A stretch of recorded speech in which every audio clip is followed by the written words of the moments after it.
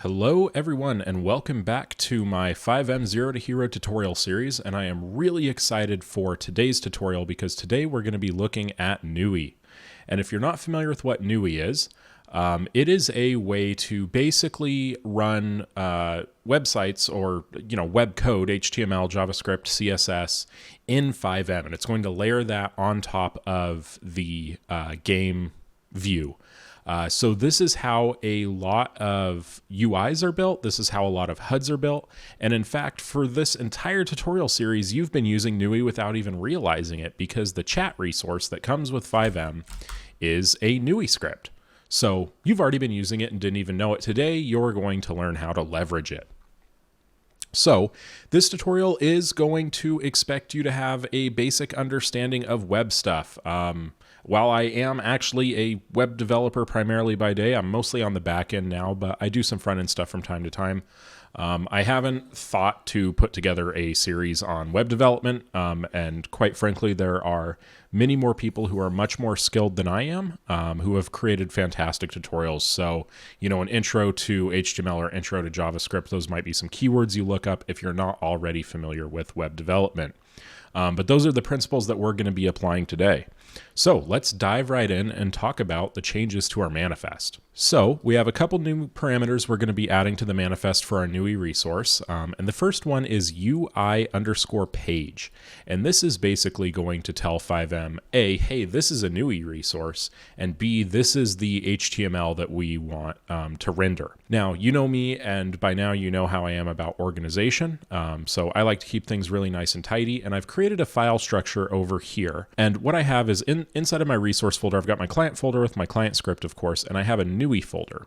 And inside of the NUI folder, I have NUI.html. Sometimes you'll see people use index.html. I prefer NUI. Once again, totally up to you. But I've got my entry point, basically, which is NUI.html. I've got script.js, which is where my JavaScript is going to live. And I've got style.css, which is where my style is going to live. I've also got a folder called images with my logo in it. So back to our manifest.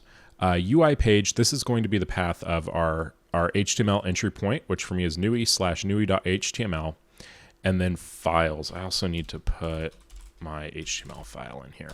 So files is going to be all the files that we make available to NUI. So in this case, we have our HTML file, of course, our style.css, our script.js, and then I'm using globbing here to say include everything in the images folder. So I could add more images and I wouldn't have to specify anything here. Now, one thing that is important to note about when we're kind of actively developing this stuff is if you're adding files and changing your manifest here, like, let's say we added a alt.js here, right?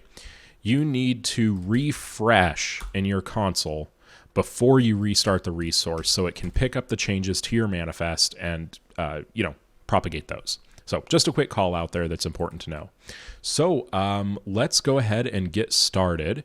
And I think what we're going to do, so if we take a look at my NUI.html, I've got some basic scaffolding here. I'm pulling in my styles and my script here. So let's start with just throwing my logo somewhere. So we're going to say images, logo.png, and of course, it's just going to be relative paths here. And then let's give this a class of profile photo. And I haven't really practiced any of this. Normally I do a test run before I start recording, but I was really excited to talk about NUI. And I found some time to record, so we're just going all in.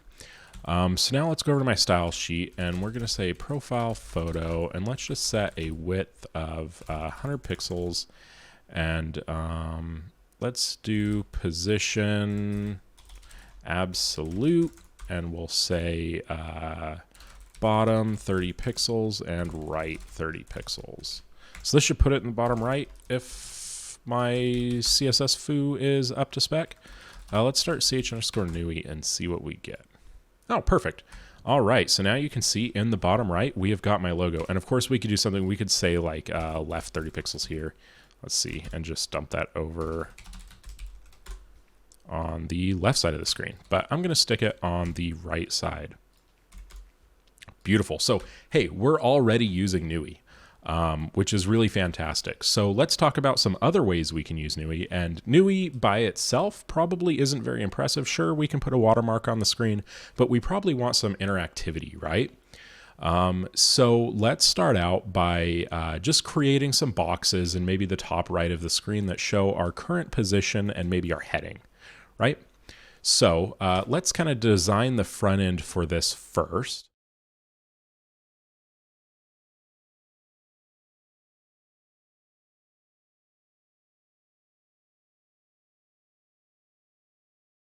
Actually, let's see. How do I want to organize this? Yeah, this should be fine.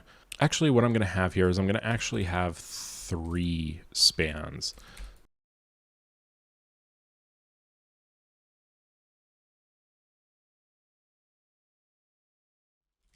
And then we're just going to have these say NA for now, just for testing. So typically, if you're doing any type of advanced UI, you're probably going to want to use a front-end framework like Vue or React. Both of those work fantastic. I've used both.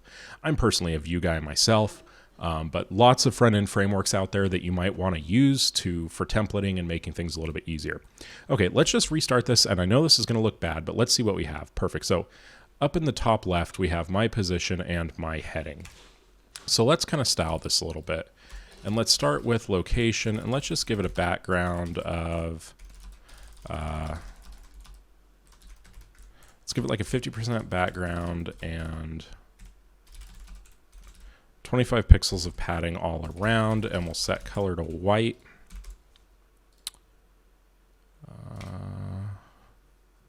And I suppose we probably want this to be ID. Get our div a little bit more sane. Well, that's not exactly what I wanted, but we'll kind of keep running with it. So I'm going to give it a little bit bigger font size, and I'm also just going to give it a font family of sans serif just to make things look a little bit nicer. This is just, you know, me kind of experimenting a little bit.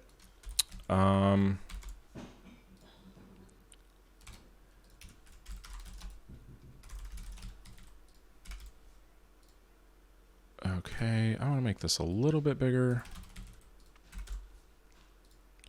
All right, we're getting there. Okay, this is starting to look a little bit better. So let's talk about how we get data into NUI. And so in our client Lua script, what we have is send NUI message, and then we just pass in a table. And this is going to get yeeted up to NUI as JSON, right? So let's do this, and we probably don't want to do this too frequently, so we'll do it every half of a second. And we're going to get the player ID, and then we're going to get the player coordinates and heading. So we've got our coordinates and our heading, and now we just want to send NUI message, and then we're going to say type equals position, x equals player coords.x, and then we're of course going to have y and z. And then let's just include heading in here as well. We'll just send this all in one message. That makes it a little bit easier. All right, so now we are sending a message from your Lua client script to our NUI page. And so how do we catch that on the other side with JavaScript? Well, we're going to add an event listener. So if we go window, add event listener, and the event we're listening for is message. All of the NUI messages are going to come across an event called message. And then we just handle this. So to start, let's just log the event and see what we get in the console. Okay, perfect. So we are getting this. It's not very useful though. So maybe we go, what is it? JSON.stringify and make sure we're getting what we actually want here. Perfect. So we can see that our event data, X, Z, Y, it's not in the right order, but whatever. Position, heading, or type and heading. So what we can say here is data equals event.data just to make things easier. And then we'll say if data.type is position, then we know what we're going to have and what we can do with it. So what we can do here is say something like document.getElement by ID. And what ID did we give? Let's just start with heading. So we have heading output, right? So if we do this and then we say content, text content is equal to data.heading and restart our resource. Beautiful, look at that. So now we have our heading updating in NUI. Let's quickly do that for X, Y, and Z. And this is probably gonna get, yeah, right unruly. So what we can do, let's just math.round these. We're gonna lose a lot of precision, obviously, but it'll at least kind of clean things up for us. All right, look at how clean that is. And maybe let's bump up our interval here to like 10 milliseconds. And now look at how reactive that is. So just like that, it's that simple to get data into NUI. And obviously this gets quite complex over time. I typically use this, this type parameter that we're doing to specify what type of data. Oftentimes my NUI scripts will have, a lot of different things happening in them. So I use this kind of data.type to keep track of all the different information that could be being fed in, and then doing different things with it. You can kind of design a framework for this to make it a little bit easier to handle, but this is the basics, and this is about as basic as it gets. So really, really exciting. Now let's talk about how we send data back from NUI to Lua. So what we're going to do here is we're going to have a new type, and we're going to call it ping. And if we receive a ping, we're going to pong back. And the way you do this is making a HTTP post request. So in this example, we're using fetch. I'm going to simplify this using Axios in just a moment. So let's talk about how this works here, because this is a frameworkless and external scriptless version of how to do this. So we call fetch, and then our URL is going to be, it's HTTPS, and then the name of the resource. So in this case, we could replace this with ch_NUI. But I strongly advise against that, especially if you're going to be publishing these resources, open sourcing them where people might rename them for themselves. And instead you want to use this method get parent resource name, which is going to always return whatever the current resource's name is. And then, like I mentioned, this is going to be a post request. And then we want a application JSON headers. And then a body can be a JSON string of whatever you would like here. Let's just say foo is going to be equal to bar. And then we can get our response, and it looks like here we're just going to console log it. So let's implement this as is, and then we're going to take a look at how to accomplish this with Axios, which is my preferred library for making HTTP requests. So if we jump back over to the client side, I'm just going to create a new section here called NUI callbacks.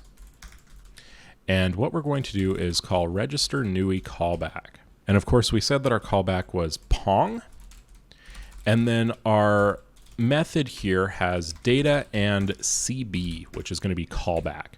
So what do we do? Well, let's, what did we say this was? Foo. So let's just say got pong foo value is data.foo. Okay, so we'll just print that to console, and then let's call back with accepted pong equals true, and this is going to be a table, of course. Let's restart this, and I almost forgot we need a thread to ping pong with. So let's create another thread here and just while true, and we'll do every 1 second. And we'll send NUI message with type equals ping. All right, hopefully you're still following along. This is a little convoluted, but it'll get the job done. And perfect. If we check our console, we're printing out got pong foo value is bar. And what we might want to do here is json.stringify the response. So from our client script, we're saying got pong foo value is bar, and then from our NUI script, we're dumping out what the response was, which in this case was accepted pong true. So let's replace this junk with Axios. And the first thing that we need to do is we need to pull in Axios. I'm using JS Deliver CDN to do so, but if you check out the Axios website, you can install it via NPM. There's lots of options here. Typically in a full resource that I'm building, I'm going to be using a package manager like NPM. I'm going to be using Webpack, but we're trying to keep things simple here. So we're just going to pull it in from the CDN. And then the Axios API is really nice and clean. So all we're going to say is axios.post. And then we're going to give it our URL, get parent resource name, Pong, and then we can just pass in our data, which is going to be foo is equal to bar, and then we can say then, and we can grab our response, and we can say console.log, json.stringify, response.data. All right, so this is obviously a lot more compact and cleaner than using fetch. I'm a big fan of Axios, so let's restart it. We should see the exact same behavior happening, and we do, which is perfect. So one thing that we haven't discussed yet is how to interact with our NUI pages. Obviously, you've probably seen it before, CADs, all kinds of things. We want to click around, right? So how do we accomplish that? Well, that's going to be done by passing focus to NUI, and we can give either just cursor focus to NUI or cursor and keyboard focus to NUI. So first, let's extend our page a little bit here with some additional stuff that we might want. So what I'm going to do...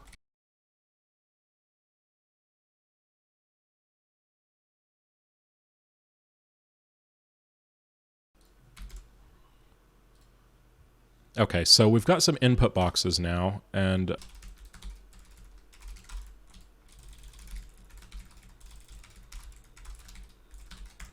let's just say destinations, and we'll just get a margin top of 20 pixels, clean things up, make it look nice. Perfect, okay. And then let's add 2 buttons here.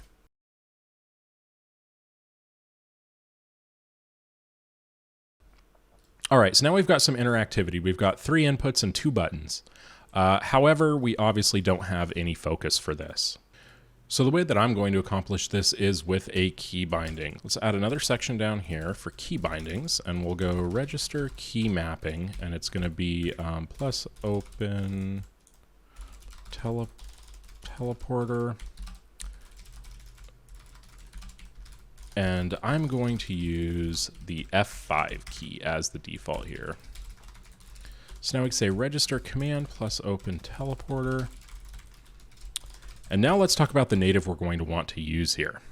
So we're going to want to use the set NUI focus native, and it has 2 parameters, has focus, which is going to be true, false, and then has cursor, which is going to say if we're going to give the cursor as well as keyboard input. So jumping back to our code, set NUI focus, true and true.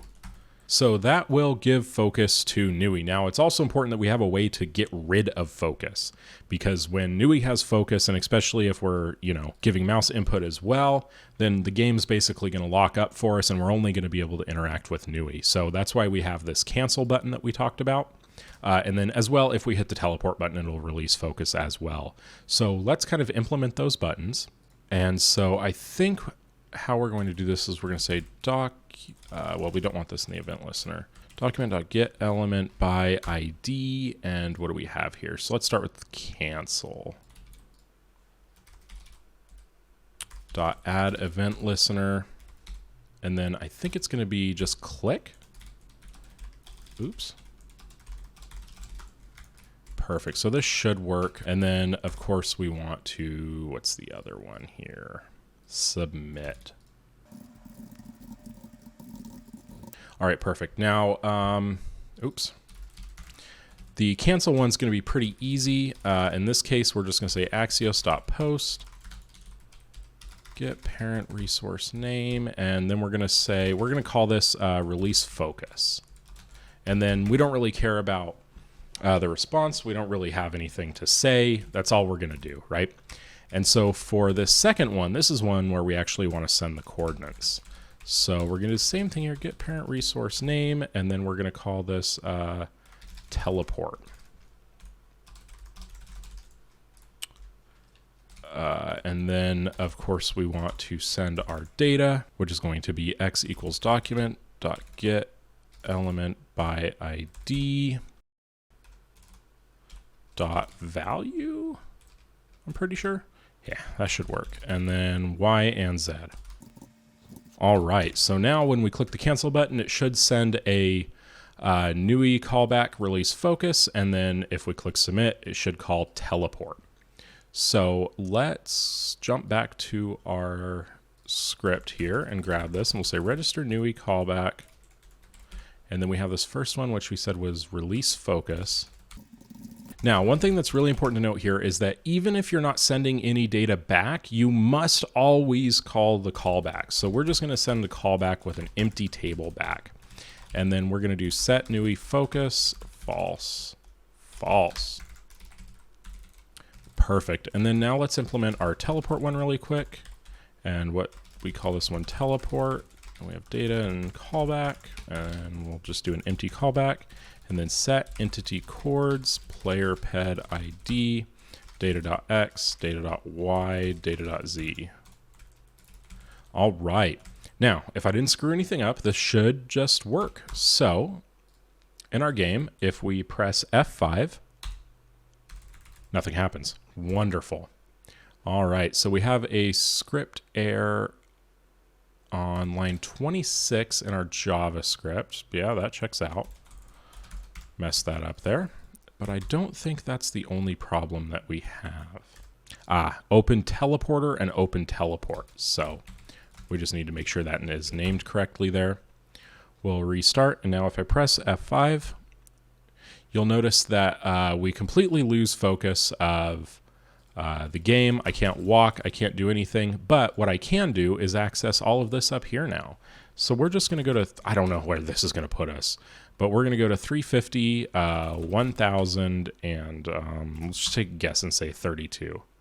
And if we hit cancel, we have a small problem in that the cancel button is not working.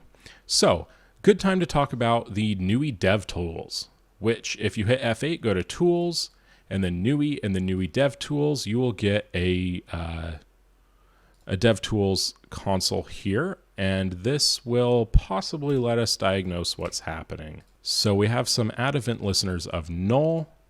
Okay, so perhaps I should wait for the document to actually load. So let's drag this up here, try this.